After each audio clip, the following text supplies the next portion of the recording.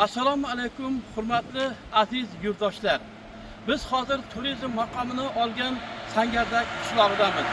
Nega aynan Sangardak qishlog'idan sizlarga reportaj olib boryapmiz? Chunki necha yillardan buyon xalqimiz mana shu yerda Toshkentga olib boradigan katta trass yo'l qurilyapti.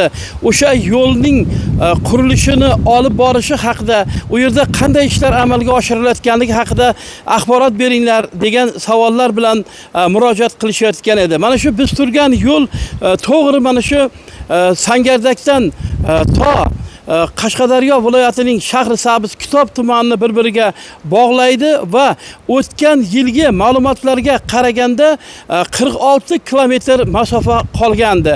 Bugun matbuot anjumanida shu press turda xuddi ana shu va boshqa masalalarga, boshqa savollarga oydinlik kiritish uchun biz xuddi mana shu qishloqqa kelganmiz va bu yerda sizlarning barcha savollaringizga javob beradigan mutaxassislar ham tashrif buyurgan.